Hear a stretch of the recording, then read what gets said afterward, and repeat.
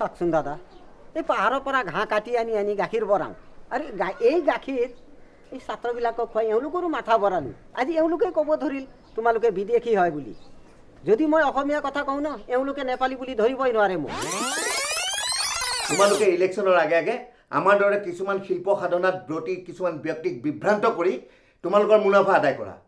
কাৰণ শিল্পীক ৰাইজে ভাল পায়, তেওঁলোকে মঞ্চত থিয় হ'লে ৰাইজ গোট খায়।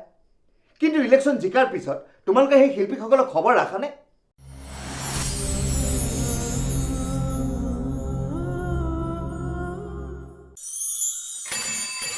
কাঞ্চাই কোৱা কাহিনী, কাঞ্চাই কোৱা কাহিনী, কাঞ্চাই কোৱা কাহিনী, কাঞ্চাই কোৱা কাহিনী। ইঘৰ সিঘৰলৈ ফুৰিব গাই, চকুলো মচেহি হাঁহি বিলাই, দিয়ে নানা কথাৰ জাননী। কাঞ্চাই কোৱা কাহিনী, কাঞ্চাই কোৱা কাহিনী।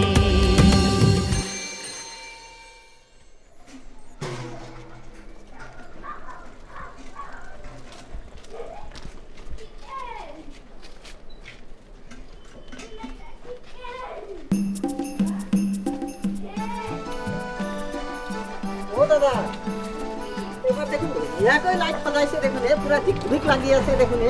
এইটো ছিজনত মই লগাওঁৱেই ৰ। অ' দাদা, কিবা এটা বুলি চিনেমা কৰি আছে আপুনি। ভাবিছোহে, তই খবৰ পালিয়েনে? এই কেতিয়া মই খবৰ পালোঁ। অ' দাদা, কিবা কাঞ্চা চাঞ্চাত ৰ'ল থাকিলে মোক ক'ব, মই এক্টিং কৰি বহুত ভাল পাওঁ। হ'ব হ'ব হ'ব, যেতিয়া মই খবৰ দিম। দাদা, লাগিলে চান্দা তান্দা লাগিলে মই ৫-১০ হাজাৰ টকা দিম। হেৎ, তই কি সেই চান্দা উঠাই উঠাই চিনেমা বনোৱা ফাল্টু ডাইৰেক্টৰ বুলি ভাবিছ মোক? আজিকালি আকৌ চব কথাত চান্দা নতুলিলে কেনেকৈ হ'ব? সেই সেই যে ছাত্ৰ নেতা যে আছে, তেওঁ দেখোন চব চান্দা তুলিয়ে চব সংগঠন কৰে। কাৰ কথা কৈছ তই? কলিতা, এই বসন্ত কলিতা, অঁ তেওঁক চিনি পায়? পাওঁ। অ' ২-১ দিনত আপোনাৰ তাতো আহিব চান্দা তুলিবলৈ। মই এইবিলাক চান্দা তান্দা দিবলৈ নাই। আপুনি আহিলেহে দাদা, দিবই লাগিব তেওঁক। হ'ব দে, তই গাখীৰ দেগে যা।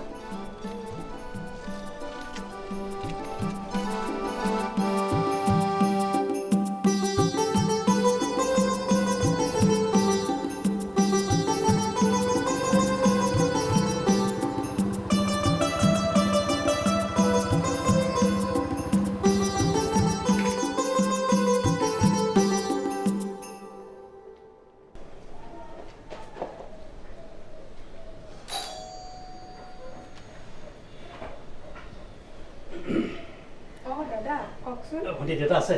আছে, ভিতৰলৈ আহক।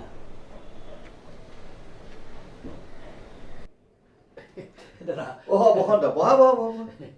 বৰ ভাল খবৰ এটা শুনিলোঁ দাদা, দৌৰি আহি আপোনাৰ এইখিনি পালোহি। এই বহুত দিনৰ চেষ্টাৰ মূৰত এই চিনেমাখন কৰিবলৈ ওলাইছো, বুজিছানে? বৰ ভাল লাগিল দাদা। চাওচোন কি হয়। আপোনাক লৈ আমি গৌৰৱ অনুভৱ কৰোঁ। এই বৃহত্তৰ অঞ্চলটো গৌৰৱ আপুনি দাদা।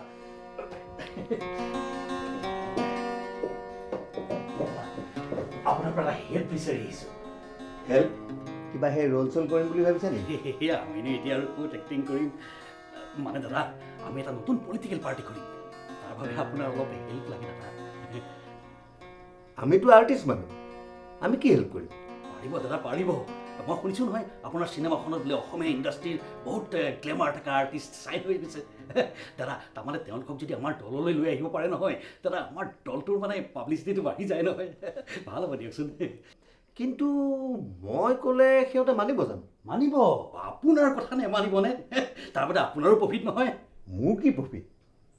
আমাৰ দলৰ যদি চৰকাৰ গঠন হয় না, আমাৰ ফেভাৰৰ দলৰ যদি চৰকাৰ গঠন হৈ যায়, তেতিয়াহ'লে ডিপাৰ্টমেণ্টৰ সকলো ডকুমেণ্টাৰী, ফিচাৰ ফিল্ম এইবিলাকতো আপুনিয়ে পাব। তোমালোকে এইবোৰ সপোন দেখুৱাই শিল্পীসকলক এই ৰাজনীতিৰ মেৰপেচত সোমোৱাই আছা ন? দাদা, এতিয়াতো অৰাজনৈতিক শিল্পী আঙুলি মূৰত লিখিব পাৰি। দাদা, সুবিধা পাওঁতে সোমাই লওক, চাই থাকক আপোনাৰ লাইফ চেঞ্জ কৰাই দিছোঁ। ইমান দিনে এক্টিং কৰি ডাইৰেকশ্যন কৰি কি পালে কওক? মুখত যি আহে তাকে নকবা বসন্ত। ভাগ্য ভাল তুমি মোৰ ঘৰত বহি আছা। শুনা, কিবা পোৱা নোপোৱাৰ আশাত শিল্পীয়ে শিল্পৰ সাধনা নকৰে। দুবেলা দুসাঁজ খাবলৈ, ঘৰ চলাবলৈ টকা আমাক লাগে, কিন্তু দুটামান টকাৰ লোভ দেখুৱাই, সুবিধাৰ মৰচিকা দেখুৱাই আমাক লৈ বেপাৰ কৰা তোমালোকে বন্ধ কৰা। মঞ্চত থিয় হৈ, কেমেৰা সন্মুখত থিয় হৈ সংলাপ ক'বলৈ কিমান সাধনাৰ দৰকাৰ হয় তুমি জানা? এটা নৃত্য, এটা গীত শুদ্ধকৈ পৰিৱেশন কৰিবলৈ কিমান সাধনাৰ প্ৰয়োজন হয় তুমি জানা? তোমালোকে ইলেকশ্যনৰ আগে আগে আমাৰ দৰে কিছুমান শিল্প সাধনাত ব্ৰতী কিছুমান ব্যক্তিক বিভ্ৰান্ত কৰি তোমালোকৰ মুনাফা আদায় কৰা। কাৰণ শিল্পীক ৰাইজে ভাল পায়, তেওঁলোকে মঞ্চত থিয় হ'লে ৰাইজ গোট খায়। কিন্তু ইলেকশ্যন জিকাৰ পিছত তোমালোকে সেই শিল্পীসকলক খবৰ ৰাখানে? শুনা বসন্ত, আনটো বাদ দিয়া, এই যে যোগ্য শিল্পীসকলে নিজৰ শিল্পী পেঞ্চনটো আনিবলৈ তোমালোকৰ নিচিনা ৰাজনীতিক নেতাৰ ওচৰত গৈ কাকতি মিনতি কৰিবলৈ। আমি শিল্পীবোৰ বৰ আৱেগিক বুজি, কিন্তু এই আমাৰ আৱেগৰ সুবিধা লৈ তোমালোকে আমাক ব্যৱহাৰ কৰাটো বন্ধ কৰা। ৰাজনীতি আৰু শিল্পকৰ্ম একে হ'ব নোৱাৰে, দুইটাতে কঠোৰ সাধনাৰ দৰকাৰ। আৰু বসন্ত, এনেকুৱা ধৰণৰ প্ৰস্তাৱ লৈ নেক্সট টাইম মোৰ ওচৰত নাহিবা প্লিজ। মই সেই স্ক্ৰিপ্টৰ কাম কৰি আছোঁ, মোৰ সময় বৰ নাটনি হা, প্লিজ হা। ঠিক আছে দাদা, আহোঁ। দাদা আপোনাৰ চিনেমাখনৰ কাৰণে best of luck. Premier ticket দিব কিন্তু নাপাহৰিব দেই দাদা।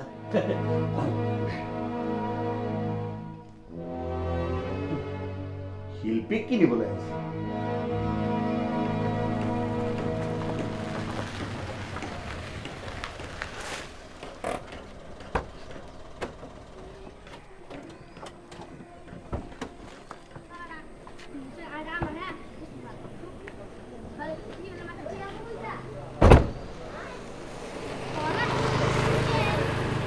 বসন্ত, তুমি মোক হঠাতে নেপালী খুটিলে কিয় লৈ আহিলাহে?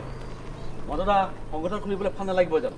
লাগিব, তাৰে কালেকশ্যন কৰিবলৈ আহিছোঁ। কিন্তু এই সাধাৰণ মানুহখিনিয়ে কি কালেকশ্যন দিবহে? দিব লাগিব ইহঁতে। বসন্ত, এই সংগঠন যে খুলিম বুলি কৈছা, কৰিবা কিহে? কালি মিটিং পাতি বুজাই দিম বুলি বুজায়ো নিদিলে। ইলেকশ্যনত উঠিম দাদা। আপুনি এটা গুৱাহাটী LAC-ত ইলেকশ্যনত উঠিব। কি? অঁ, আৰে মোক ইয়াত চিনি পায় কোনেহে? কোনে মোক ভোট দিবহে? আৰু কি চাই ভোট দিব? ঘৰৰ মানুহবোৰেও খঙতে মোক ভোটহে নিদিব। সেইবোৰ টেনশ্যন পিছত। আপুনি কেৱল মোৰ মতে গৈ থাকক, দেখিব কম দিনৰ ভিতৰতে আপুনি মালামাল হৈ গৈছে। জানো পাই, তুমি এইবোৰ কি কৰিব খুজিছা? মোৰ হ'লে টকা পইচাৰ প্ৰতি লোভ নাই দেই। আপোনাক নালাগিলে মোক দিব। সদ্যহতে আমাক অলপ কেপিটেলৰ প্ৰয়োজন। কিহৰ বাবে? এটা প্ৰেছ মিট পাতিব লাগিব, কেইজনমান সাংবাদিকক মেনেজ কৰিব লাগিব। 4-5টামান ৱেব পৰ্টেলৰ লগত মোৰ চিনাকি আছে, সিহঁতক 4-5 হাজাৰমানকৈ দিলেই হ'ব। বাকীবোৰক অলপ ঢালিব লাগিব। তাৰে কি লাভ হ'ব? আমাৰ ৰাজনৈতিক সংগঠনটোৰ কথা অসমৰ সকলোৱে গম পাই যাব। তেতিয়া ডাঙৰ ডাঙৰ ৰাজনৈতিক দলবোৰে আমাক স্পনচৰ কৰিব। কি?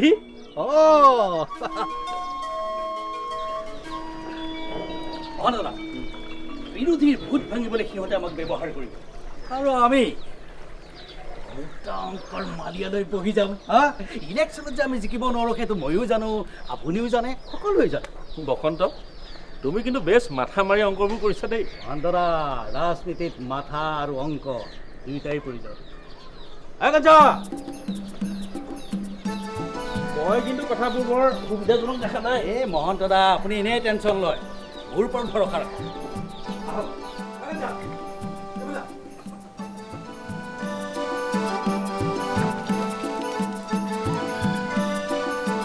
অ' দাদা, আপোনালোক গাখীৰ পনীৰ কিবা লাগিব নেকি? সেইবোৰ একো নালাগে, ৰহ।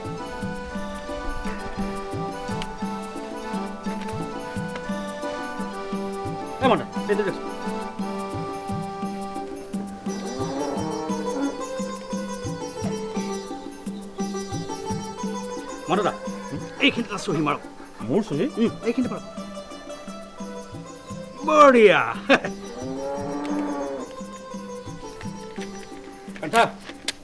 এখন লওক। এইটো কি আকৌ? হেৰ' মানি ৰিচিভো চিনি নোপোৱা হলি? ইয়াত দেখোন 5,000 টকা লিখা আছে। 5,000, সোনকালে। ক'ৰ পৰা দিম মই 5,000 টকা? ক'ৰ পৰা দিয়, কেনেকৈ দিয়, সেইটো মই কেনেকৈ জানিম? দেৰি হৈছে, সোনকালে দে ভাই। এই ইহঁত সাধাৰণ মানুহ, এই 5,000 টকা এটা কেনেকৈ দিব হে? মোহন দাদা, ইহঁতে বিদেশৰ পৰা আহি ইয়াত বেপাৰ কৰিছে, অসমৰ হাৱা পানী খাই ডাঙৰ হৈছে। সংগঠন এটাত, অসমৰ সংগঠন এটাক টকা 5,000 দিব নোৱাৰিব? হা, পাৰিব, পাৰিব লাগিব। যা। হয় দাদা, আপোনাৰ মতে আমি বিদেশী। আমাৰ আজু ককাহঁত আজিৰ পৰা 150 বছৰ আগত অসমলৈ আহিছিল। সেই চিন্তা কৰি চাওকচোন, সেই দৃষ্টিত চাওঁতে মই কোনো বিদেশী নহয়। এই বিদেশী নহয় কি? হা, চাওকচোন দাদা, এই পাহাৰৰ পৰা ঘাঁহ কাটি আনি আনি গাখীৰ বৰাওঁ, আৰু এই গাখীৰ এই ছাত্ৰবিলাকক খুৱাই এওঁলোকৰো মাথা বৰালোঁ। আজি এওঁলোকে ক'ব ধৰিল তোমালোকে বিদেশী হয় বুলি। যদি মই অসমীয়া কথা কওঁ ন, এওঁলোকে নেপালী বুলি ধৰিবই নোৱাৰে মোক। বসন্ত, এই কাঞ্চাই ঠিকেই কৈছে, ব'লা। ৰ'ব মোহন দাদা, কালেকশ্যনটো লৈহে যাম। কিন্তু এই সাধাৰণ মানুহটোৱে কেনেকৈ দিব হে? দিব দিব পাৰিম দাদা, 5,000 নহয় 10,000 দিব পাৰিম। কাঞ্চা, নহ'লে এওঁলোকে ৰাস্তা ৰাস্তাই ধৰি মোৰ গাখীৰ বগৰাব নহয়। আগৰ কথা মনত আছে তোৰ? মনত আছে দাদা, আগতো মই আপোনাক 5,000 টকা দিছিলোঁ। আপুনি ভাবিছে কিজানি কাঞ্চাৰ লোকচান হ'ল বুলি। মই আপোনালোকৰ দৰেই মানুহৰ পৰা এই টকা আদায় কৰি লৈছোঁ দাদা। কেনেকৈ কাঞ্চা? মই এটা দামুৰি বিক্ৰী কৰি এওঁলোকৰ কালেকশ্যনটো উঠাই দিছিলোঁ। এওঁলোকৰ দৰে মানুহ 10 লিটাৰ গাখীৰত 10 লিটাৰেই পানী দি পেলাই মোৰ পইচাটো উঠাই লৈ ল'লোঁ দাদা। কি? হয় দাদা, নহ'লে আমাৰ দৰে মানুহৰ কিবা উপায় আছে নেকি? এওঁলোকে ফেঞ্চি বজাৰত গৈ লাখ লাখ টকা কালেকশ্যন কৰে। কিবা ৰাজস্থানৰ পৰা আনি এওঁলোকক পইচা দিয়ে নেকি? আজি 10 টকাৰ আলু 50 টকা, আৰু 20 টকাৰ পিঁয়াজ 80 টকা। এওঁলোকে নিজে কিনি খাই আছে, নাজানে নেকি? আৰু এই টকাসমূহ ক'ৰ পৰা দিলে বুলি তেওঁলোকে সেই পইচাৰ পৰা সেই কালেকশ্যনটো ফাইদাটো উঠাই পেলাই এওঁলোককো দিয়ে, আৰু নিজেতো বহুত বহুত লাভ কৰিবহে দাদা। কি কৈছে কাঞ্চা? অঁ দাদা, মই ঠিকে কৈছোঁ। এওঁলোকে ৰাস্তা ৰাস্তাই আন্দোলন কৰি ফুৰে। এই আন্দোলন কৰোঁতে কৰোঁতে নিজৰ বিয়া কৰিব পাহৰি গ'ল। এতিয়া বুঢ়াই হৈ গ'ল দেখোন এওঁলোকে। আপোনালোকে ফেঞ্চি বজাৰত কেতিয়াবা আন্দোলন কৰা দেখা পাইছেনে এওঁলোকক? দাদা, আপুনি গৈছে নেকি ফেঞ্চি বজাৰত আন্দোলন কৰিব? তই অলপ বেছি কৈছ। নাই কোৱা দাদা, কমেই কৈছোঁ। আমি কোনো কাৰণত বিদেশী নহয়। ডক্টৰ ভূপেন হাজৰিকাৰ ভাষাত আমি নতুন অসমীয়া। আমি বহাগ বিহুত গৰুক মাহ হালধি দিয়ে গা ধুৱাওঁ, আৰু কাতি বিহুত তুলসী তলত চাকি দিওঁ, আৰু মাঘৰ বিহুত পিঠা বনাই ভোগালী বিহু পাতোঁ। এই গামোচাখন দেখিছেনে দাদা? এই গামোচাখন মই এনেই পিন্ধা নাই। মই ইয়াত থাকি মোৰ মনটো নেপালত নাই, অসমতে আছে। কাঞ্চা, হয় দাদা, আমি সম্পূৰ্ণৰূপে অসমীয়া হ'ব বিচাৰোঁ। মোৰ ল'ৰা ছোৱালী অসমীয়া মাধ্যমত পঢ়ে। মোৰ ডাঙৰটো ছোৱালীটো সত্ৰীয় নৃত্য শিকে আৰু বৰগীতো গায়। আমি কোনফালৰ পৰা বিদেশী দাদা? তুমি ঠিকেই কৈছা কাঞ্চা। মোৰ দৃষ্টিত তুমি কোনো পধ্যে বিদেশী নহয়। তুমি ইয়াত থাকি বেলেগ এখন দেশৰ কথা চিন্তা কৰা নাই, আৰু তোমালোকৰ ভাষা সংস্কৃতি ধৰ্ম থলুৱা মানুহক জোৰ জবৰদস্তি কৰি জাপি দিবও বিচৰা নাই। সেই চাউলুং চুকাফাও 1300 শতিকাত মাউলুঙৰ পৰা ইয়ালৈ আহি ইয়াৰ থলুৱা ভাষা সংস্কৃতি ধৰ্ম গ্ৰহণ কৰি ইয়াৰ স্থানীয় মানুহৰ লগত বৈবাহিক সম্বন্ধ স্থাপন কৰি ইয়াৰ ভাষা সংস্কৃতিৰ লগত একেবাৰে বিলীন হৈ গ'ল। আনকি তেওঁলোকে এখন নতুন অসম গঠন কৰিছে। হয় দাদা, হয় দাদা। যেনেকৈ আমাৰ পূৰ্বপুৰুষ নেপালৰ পৰা ইয়ালৈ আহিছিল, তেনেকৈ আপোনালোকৰতো পূৰ্বপুৰুষ কোনোবা দেশৰ পৰা ইয়ালৈ আহিছিল। পাৰ্থক্য একোটাই দাদা, কি আপোনালোকে সোনকালে আহিল আৰু আমাৰ অলপ পিছলৈ আহিল। সুদৃষ্টি দিয়ে চাওঁতে আপুনিও অসমীয়া আৰু ময়ো অসমীয়া দাদা, কোনো পাৰ্থক্য নাই দাদা।